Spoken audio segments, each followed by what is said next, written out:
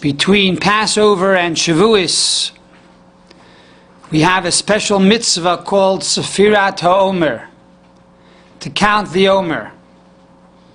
As it says in this week's Parsha, Usafartem lochem mimochras hashabbos. In Leviticus 23:15 it states, and you shall count to yourselves from the morrow of the day of rest.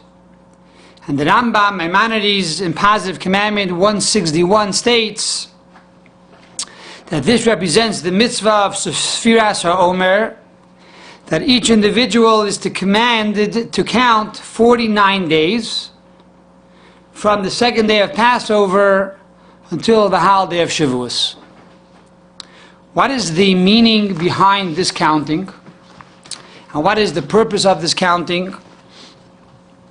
So the Sefer HaChinuch tells us in Mitzvah 306, he says that Ikaron shel Yisrael einay ela haTorah, and that is that the essence of the Jews is the Torah. And this is the reason why God created the world. And this is the reason why God took the Jews out of the land of Egypt. As it says,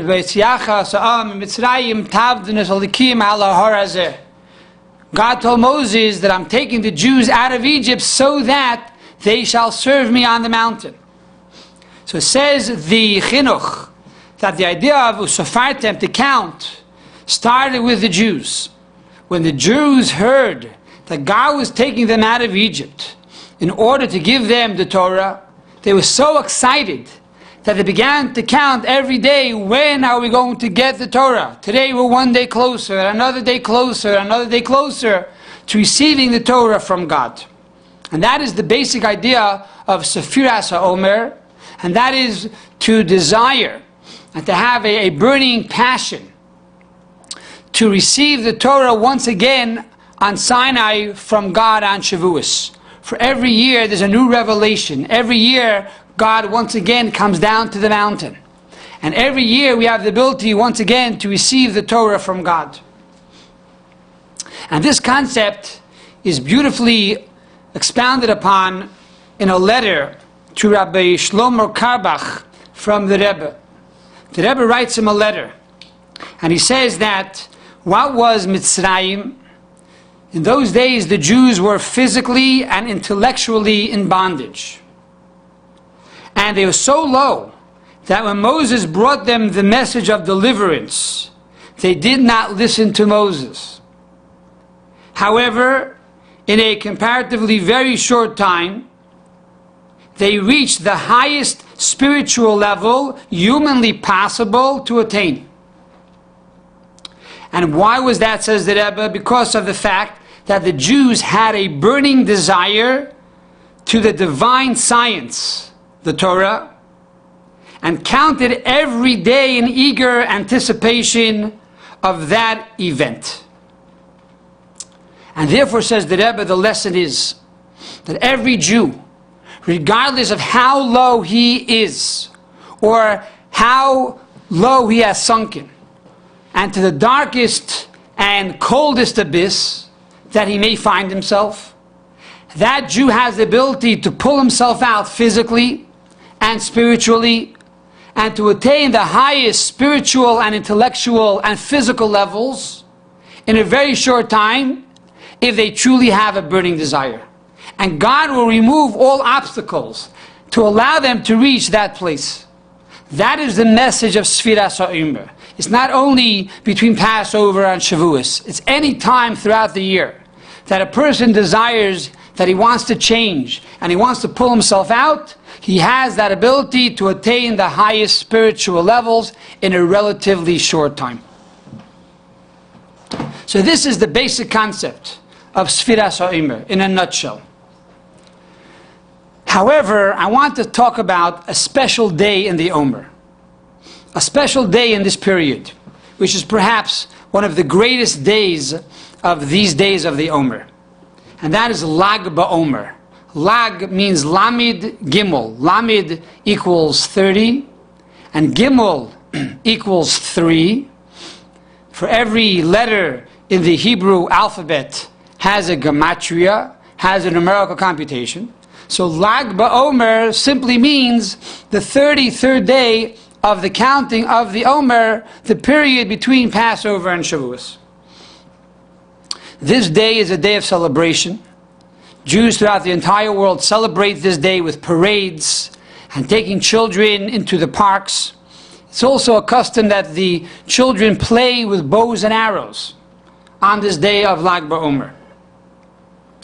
What happened on this day? Two very important events. Number one is at the beginning of the second era, the second century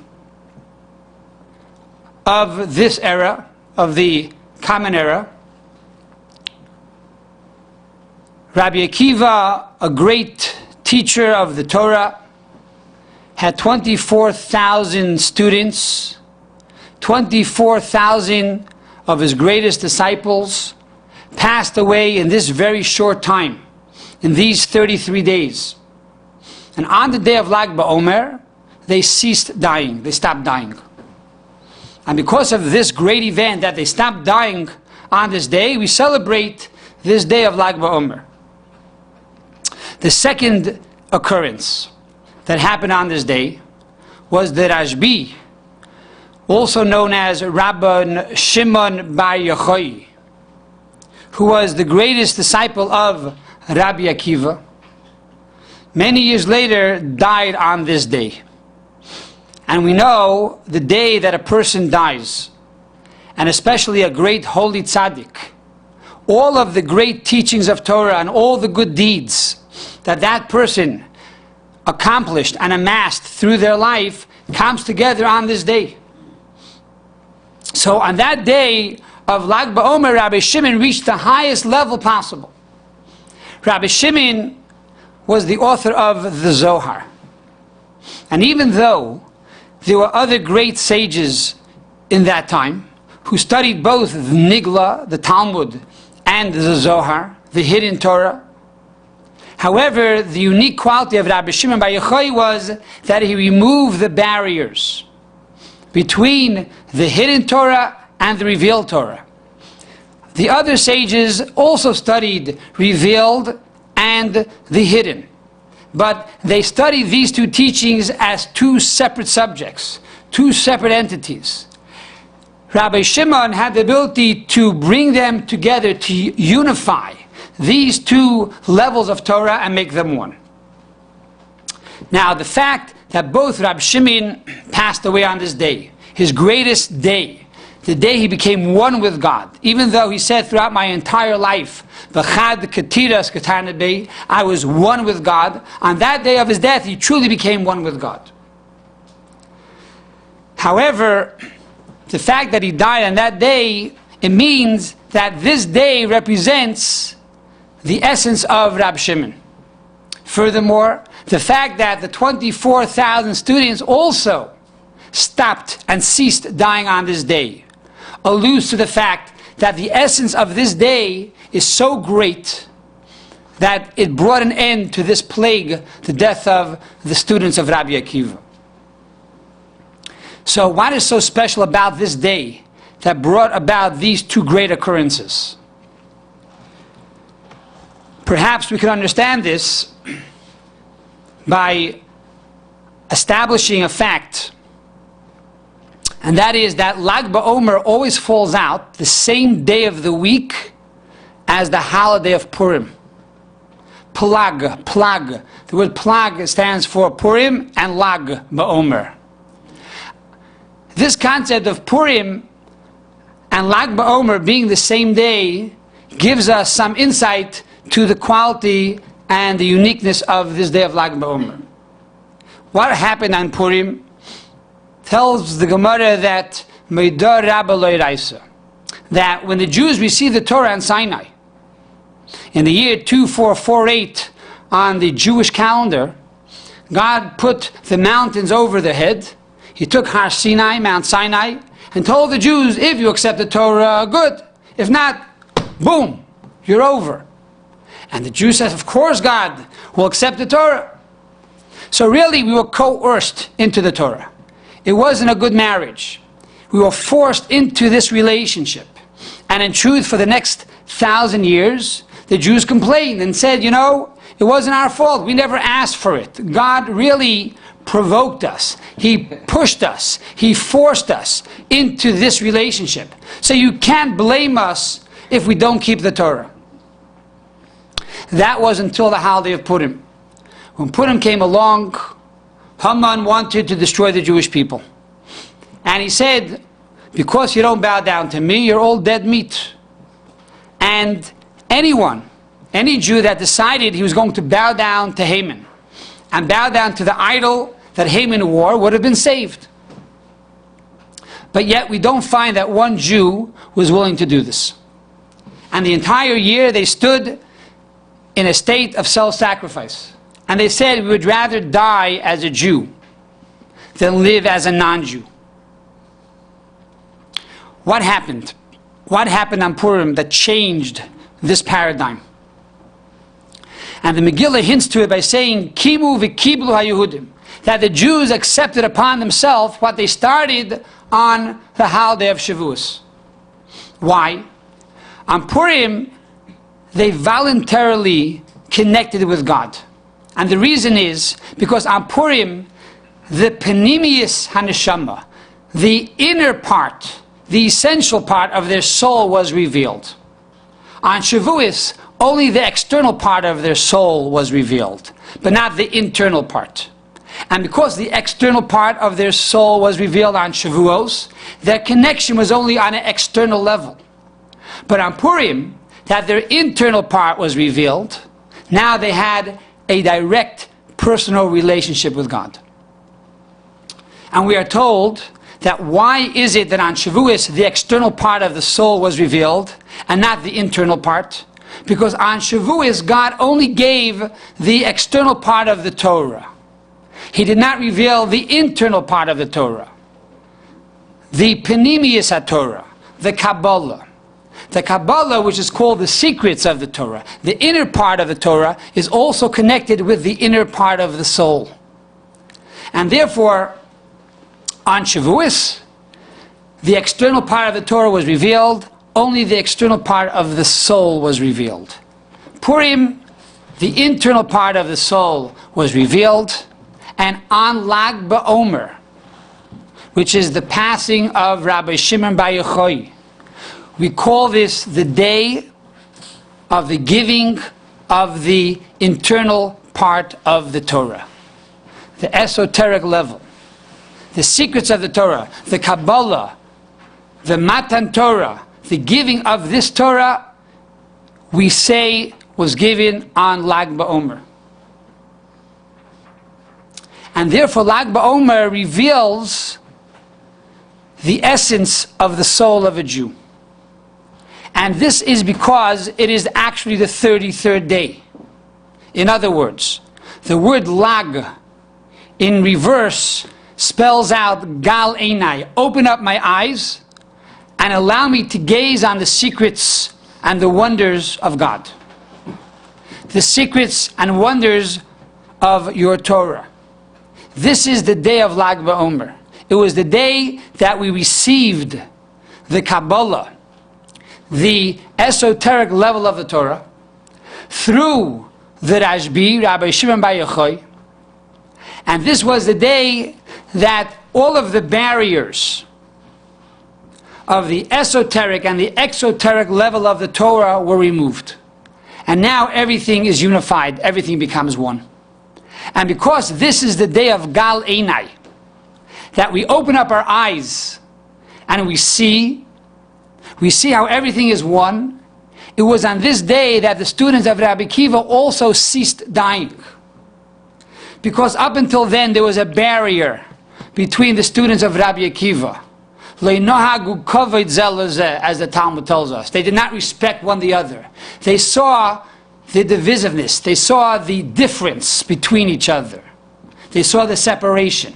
However, came the day of Lag BaOmer, the day of Gal Einai, open up my eyes. When you open up the eyes, and you're able to see the Panimius HaNeshama, the essence of the soul, we realize that we are truly one. And once you realize that, there's no longer divisiveness. And therefore that ceases the plague, and no longer was there any type of death. And this is the reason why on Lag BaOmer, parents and children together go out into the field. There's no longer a generation gap. The parents and the children together go out into the field and play. And today we have parades with parents and children and teachers and children to bring out this Jewish unity that truly exists between all types of Jews, more religious and less religious, right wing and left wing. We all come together and we parade. The idea of parading is that we march. We know that the difference between a Jew and an angel is that angels are called static. They are standing. They only have one foot. They don't move. However, Jews and humans in general are called mahalachim. We have to always move. We always have to truck. We always have to go higher and higher. And so the day of Lag BaOmer reminds us that we have to continue to move from level to level and to remove all barriers that hinder our growth and hinder this continuous movement from one level to the next. Now, why do children play with bows and arrows on this day? So we are told that the reason is that in the days of Rabbi Shimon Bar Yochai, a rainbow never appeared in the sky. Now, why is that a great thing? The answer is because the Talmud tells us when you see a rainbow in the sky, you have to worry. Because when did the rainbow appear for the first time? After the flood. After God destroyed the entire world, 40 days and 40 nights. He brought a rainbow to the world as a peace treaty to promise the world, as he told Noach, I will never bring a flood again on the world. And to prove it, he presented the rainbow. So therefore, every time a rainbow is seen in the sky, we get worried. It reminds us that really there should be a flood. God is angry at the world, but you know what? He's not going to do it, because he promised. He promised Noach that he won't bring a flood. So therefore, when we say that in the days of Rabbi Shimon Bar Yochai, there was never a rainbow, what are we saying? That Rabbi Shimon was so great that he was able to protect the entire world. As Rabbi Shimon says clearly, that if anyone in the world deserves divine retribution, I will protect them. In my merit, I can save the entire world. So Rabbi Shimon Bar Yochai technically protected the world, and therefore there was no reason for a rainbow. So one of the reasons children play with this bow and arrow is to remind us of the rainbow that did not appear during the days of Rashbi. But there's another answer, which is more of a positive answer, and that is the Zohar. And Rabbi Shimon Bar Yochai was the author of the Zohar. The Zohar tells us that when Mashiach will come, the prelude to the coming of Mashiach, we will see a beautiful giant rainbow in the sky. And the colors will be magnificent. They will illuminate the entire sky with these radiant colors. And therefore, when you see a rainbow, says the Zohar, await the coming of Mashiach. And so on Lag BaOmer, when we celebrate the life of Rabbi Shimon Bar Yochai, who's the author of the Zohar, and in the introduction to the Zohar it says, with this holy book we will welcome the coming of Mashiach. Therefore we go out into the fields with this bow and arrow to remind us that we await the coming of Mashiach by celebrating the life and the legacy of Rabbi Shimon Bar Yochai, and in his merit, and with the study of the Zohar, and with Pnimiyat HaTorah in general, the study of Kabbalah, and later through the study of Chassidus, we will prepare the world and truly await the coming of Mashiach. My kids. So therefore, this is truly a special day. And incidentally, halachically, there's a question whether or not you should make a bracha when you see a rainbow. And there is a bracha that one recites. And the question is, do you say it or don't you say it? Now, the custom of Chabad is that when we see a rainbow, we do say the bracha. Now, what's the real question? The real question is it a good thing or a bad thing? So if it's a bad thing, we're not going to make the bracha. If it's a good thing, we're going to make the bracha. And therefore, a Hasidic Jew, a follower of the Kabbalah, one who studies the esoteric level of the Torah, knows when he sees a rainbow, he is reminded that Mashiach is about to come. And therefore he makes a bracha. Bracha means to bring down the rainbow into reality, to bring about the coming of Mashiach. The Rebbe was the one that really started the concept of Lag BaOmer parades. And I, as a child, had the great zechus to be at many of these parades, living in Crown Heights, down the block from 770 Eastern Parkway. And furthermore, my grandfather, of blessed memory, Rabbi Jacob J. Hecht, was the actual MC. He was the master of ceremonies of the parade. He was in charge of getting everything together.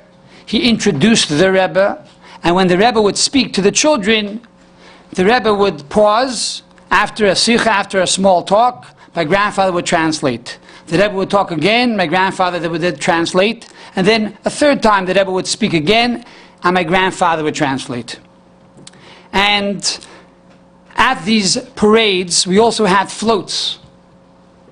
And I had a personal story with one of these floats, and I've said it in the past. And the story goes like this, that my uncles were in charge of our school to produce the float. In other words, all the schools made floats.